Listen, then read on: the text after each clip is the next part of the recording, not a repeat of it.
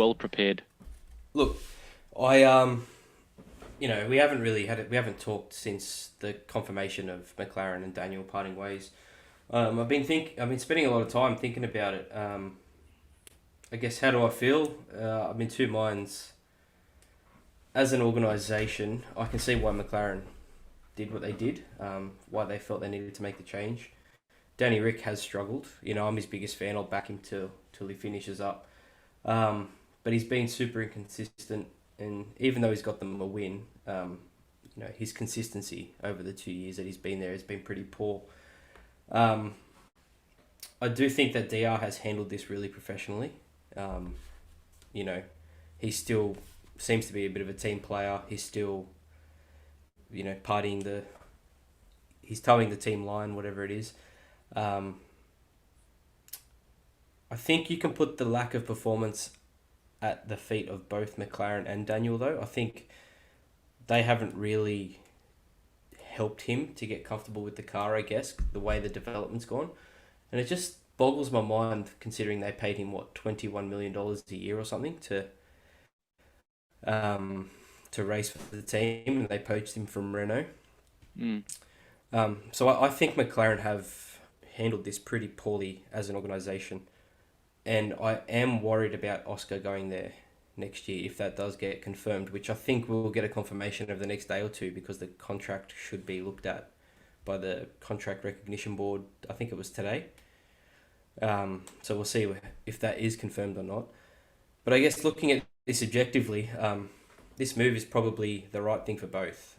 I think both McLaren and DR, when he moved there, we all thought this was going to be a match made in heaven. McLaren, Zach Brown had turned the perception of McLaren from this serious organisation to a more fun one. DR seemed the perfect driver to go along Lando. We thought they were both going to be quick, challenging for wins, etc. But sometimes things like this doesn't happen. But I guess my question is, where do you guys think DR ends up? For me, I think Alpine is the best option. I know we've heard rumours of Williams, Haas, Alfa Romeo. I've even heard he replaces Zhou at the end of the year, and there's a team of Bottas and Ricardo. But putting my tinfoil hat on, conspiracy theory hat, McLaren's paying him £21 million to finish up early, right? If you're Alpine or even Red Bull, now bear with me, don't jump in, all right? If you're Alpine or Red Bull, would you not be looking at Danny Rick going, we can pay this guy $1 million for a year? He's getting his money from McLaren. Checo, as I said before, isn't really performing that well compared to Max. As we know, all Red Bull drivers between the two teams are on a Red Bull contract. They can move them around as they please. Would it not make sense for either of them? And I think he's going to Alpine, but can you see Red Bull pulling a Swifty and putting him in the top team and moving Checo back? I know he will get beaten by Max, but are you telling me that Daniel won't be challenging for those wins when Max isn't? And I can't see him losing 20 seconds to Max in a Grand Prix at Spa. I can. You can? I Because can't. He's losing 20 seconds to Lando. At the Lando, moment. yeah. No, what today? No, just like Hey, he finished behind Lando, and Lando started from freaking 19th today. Yeah, but did you? He had. And I agree. He had the different wing. His strategy wasn't as I'll say that his strategy wasn't as what's it called, but him starting from 10th and Lando starting from 19th. I mean, still. Let me say what I think from your point of view. I think if he doesn't go to Red Bull, based on like everyone's saying Alpine, right? But from my point of view, based on what he said in the Thursday interview where he spoke about his situation, I'm more inclined to say that we won't see him in F1 next year if he's not in one of the big teams. There's another rumor going around, but I'll let you go. Because he seems very at peace with the prospect that unless he gets into a team that's going to actually be challenging for racing, he's happy to wait. And I feel like if he was going to wait, he's going to enjoy being away from the sport, the pressure, the limelight. So the thing that I do like about your point is obviously that you're drawing a relation to Red Bull. Whether Red Bull would do it is another thing. Whether you think he's actually an upgrade from Perez is a pretty interesting conversation in and of itself. But I'm more inclined to think that he won't be in Formula One next year. So the other rumor going around, and I don't know if either of you two have heard it. I've heard it on a few things. Is that Toto's lined him up to replace Lewis in 24? Yeah, we'll see. That interests me. In 24. Yeah, so he takes a year out. Lewis retires at the end of next year, and Ricardo partners Russell in 24. Why that works for me is because at this stage Mercedes don't really have. They've got Ocon technically, but at this stage they don't really have any development drivers that they could throw in. But that is an interesting. You know, I'll be honest with you. I reckon that if that was in the pipeline and based on Lewis Hamilton's just general demeanor this year, I reckon 2023 could be a realistic possibility. The question, listen, based on how McLaren is going, Mercedes is going right now, and based on the rhetoric that's been coming out of Hamilton for the last 2 or 3 races, maybe not the last 2 or 3 races because he had a couple of good races before the break. But if that car continues to be in no man's land by the end of this year, he will not be racing next year. Who, Lewis? Yeah. You're fucking smoking crack. There is no way. There is no way Lewis isn't racing next year. There's no way. No way. If the car's in no man's land, Lewis is racing next year. Listen. There is no way Lewis, if that 8-time world champion, is going to bow out after a year like this. After the 16th. Yes. He will get the promise of a better car next year, and he might leave next year early, but there is no way he's Formula going out.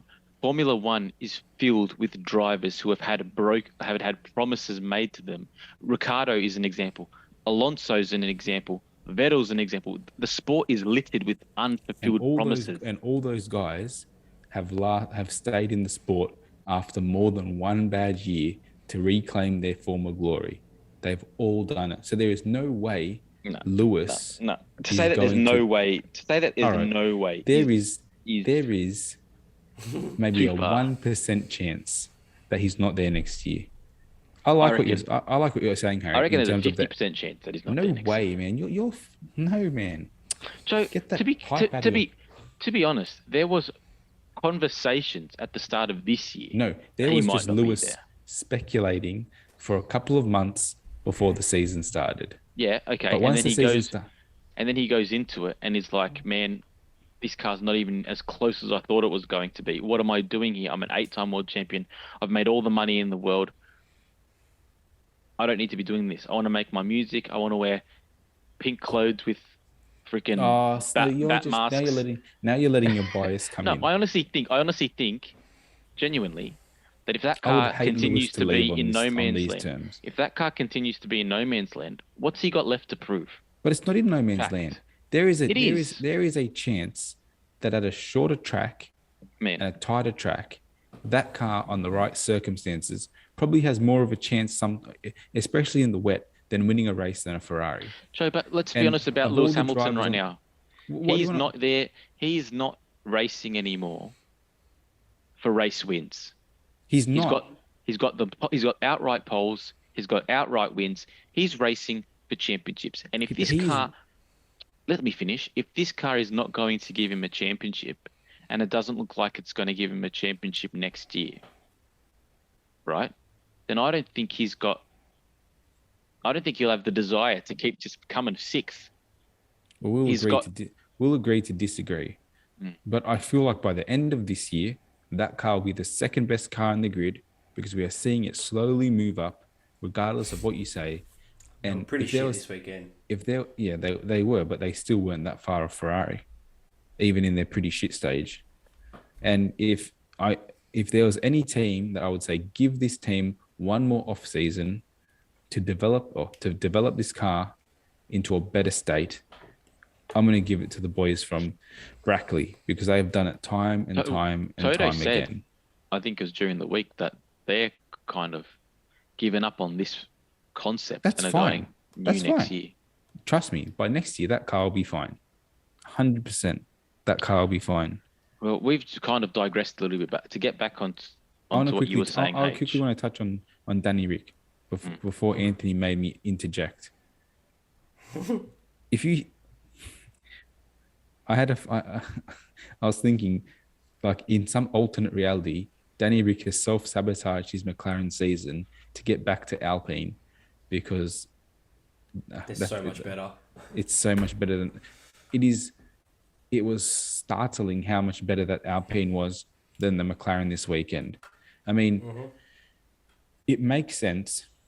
At the moment, Alpine have obviously the whole Piastri drama going on, but then also in the background, they have Jack Doohan in F2, who's putting together a very good rookie season, and give him one more season in F2, probably just to hone his skills and give him a good shot at a championship run, which is what you would want from your academy driver.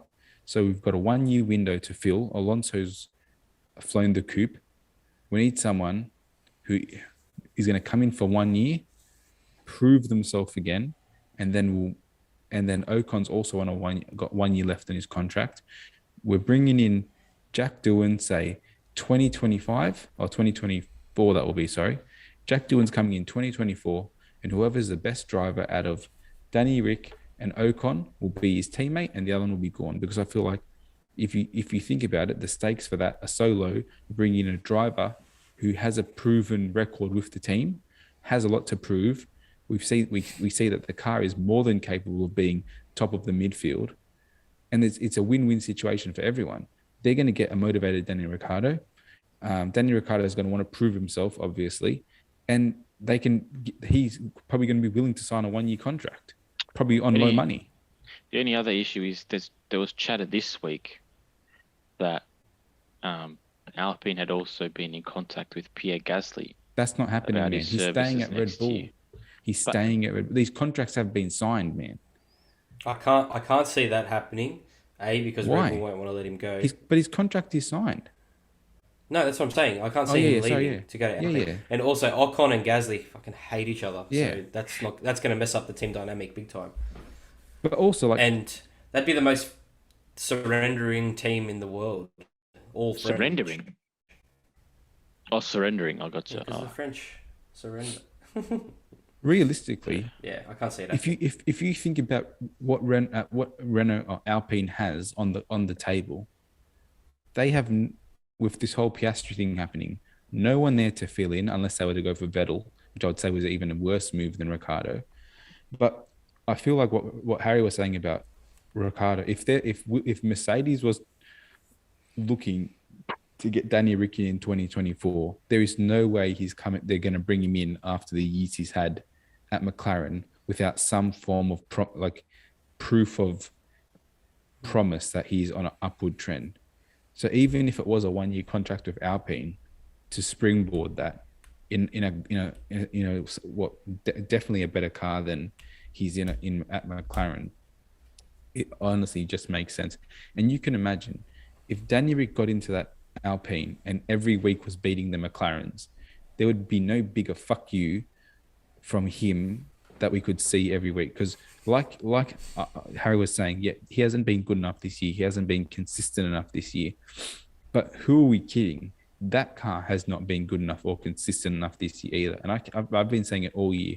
And yes, Lando has been bringing out the best out of that car. But even still, the promise of what we were hearing at the start of the year cannot be forgotten. These guys have been talking mad shit for 2 or 3 years, and we've just been drinking that Kool-Aid going, they're coming back.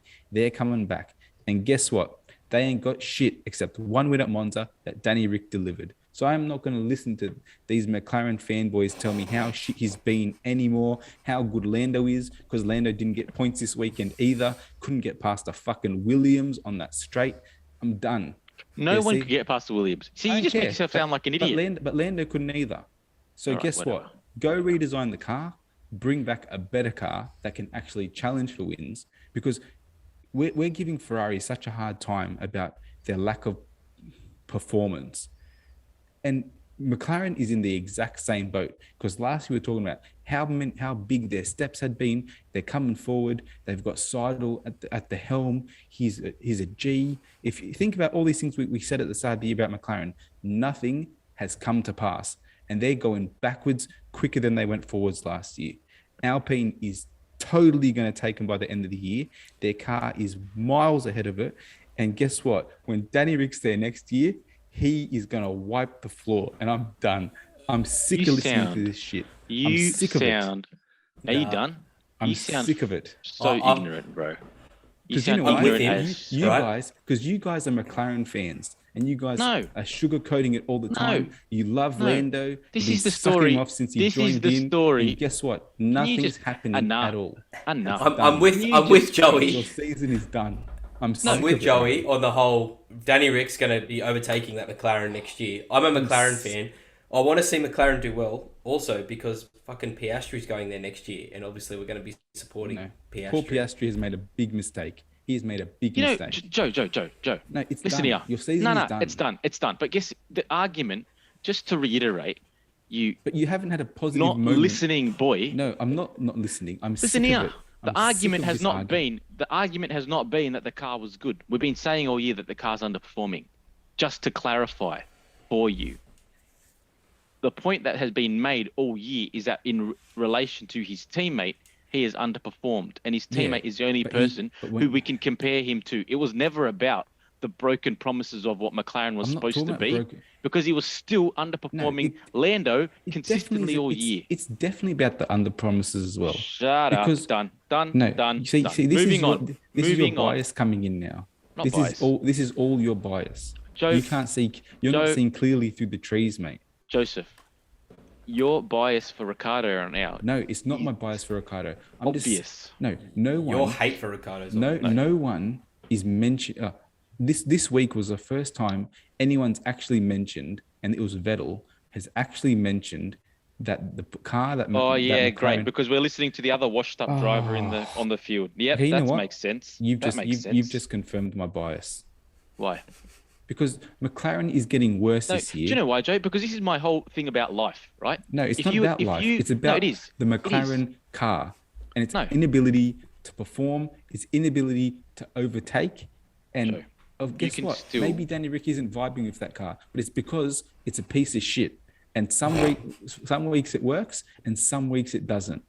And guess what? At the start of the year, it looked pretty close to the Alpine, but now it looks nothing like it. No, because you keep firing me up. Because I'm sick of it. The argument has never been this is your default mechanism is to revert back to the car underperforming. If Lando was close to the front, I'd agree with you. No. It's got nothing to do with where they're finishing in relation to the rest of the field. It is all about how they're finishing in relation to each other. For years, we spoke about how good George Russell was from his exploits in an underperforming car. So to say that you can't garner some kind of level of ability in an underperforming car because the car isn't doing as well as it should is absolute rubbish. I'm not disputing that. No, just let me finish. And you keep saying that you were blaming Ricciardo, but the car's been rubbish. We've been blaming Ricciardo, but they promised him this and they've fallen back all year, and Seidel was this and yada yada that. The reality is, you take away all the rubbish and you take away all the emotion, he's racing Lando. He significantly underperformed against him over the last 18 months, significantly. Okay, and you can say that when he goes to a better car next year, he'll be overtaking the McLaren. That might be the case. But if he's still getting wiped by Ocon next year in the same way that Lando is now, then it still tells you where he's at. It might happen. Fact, it might happen. It won't happen. But let's move on. Let's move on. We're not going to keep going. I'm going to agree to disagree.